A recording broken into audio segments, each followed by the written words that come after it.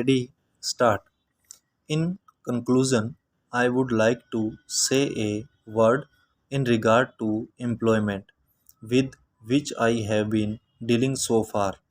According to the figures supplied, the number of displaced persons from Bangladesh employed through employment exchanges is only 37,000.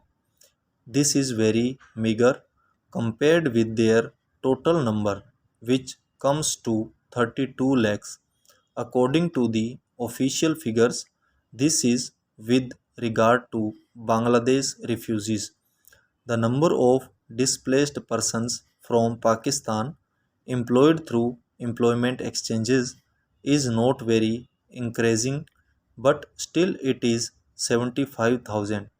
I would urge upon the Honorable Minister to take this into consideration and see that something is done to find employment for these people.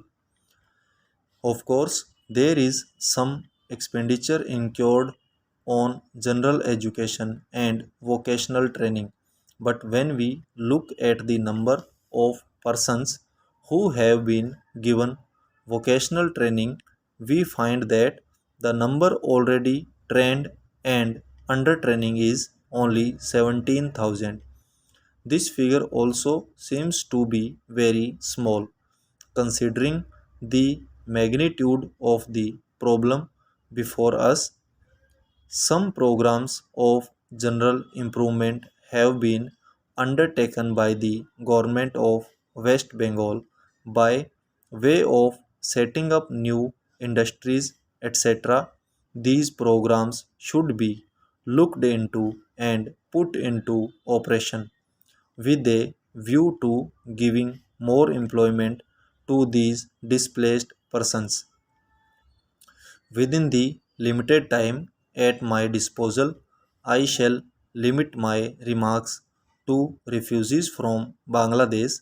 The first thing which strikes one as one looks at the various brochures and publications that have been given to us is the amount of contradiction one has to battle against.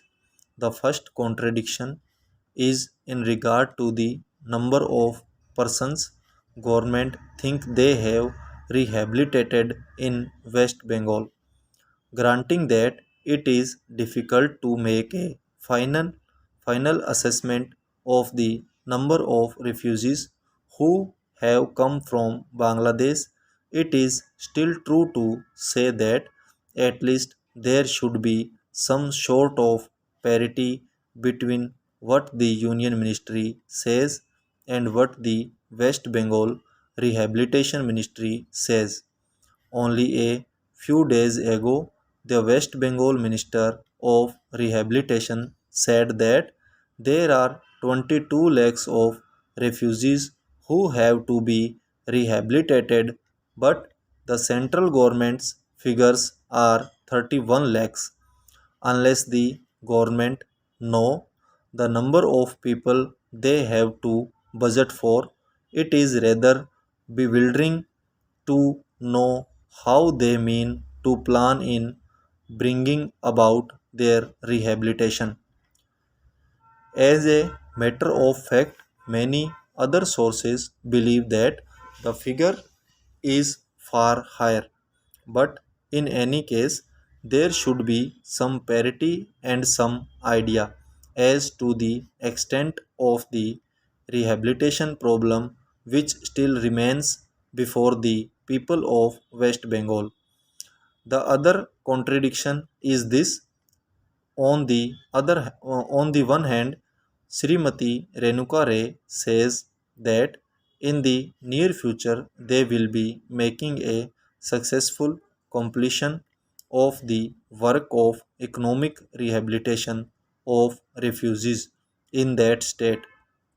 But only last year, Shri A.P. Jain said that as yet the problem of displaced persons from Bangladesh was a matter which was giving some concern. I really do not understand that why, in spite of Shri A.P. Jain recognizing that the problem is still quite serious, Srimati Renuka Ray should have made such a statement yet. When we heard the Honorable Finance Minister, we find that there has been a big shortfall in rehabilitation budget. I think that if the fact finding committee's report had been published, the assessment that we have rehabilitated about 50% of the people of Bangladesh who came over as displaced persons would have become quite clear in regard to its incorrectness.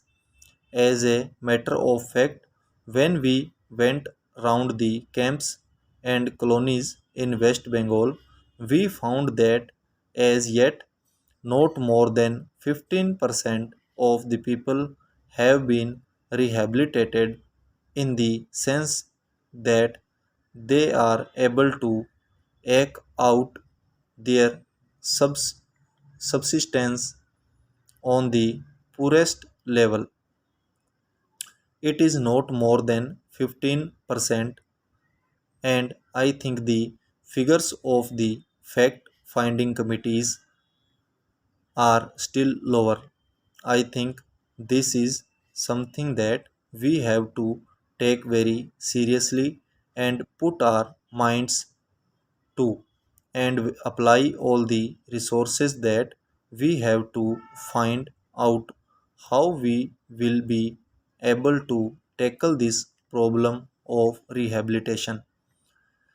Now, coming to the question of relief, I feel that until we are able to give really proper rehabilitation, we cannot withdraw relief.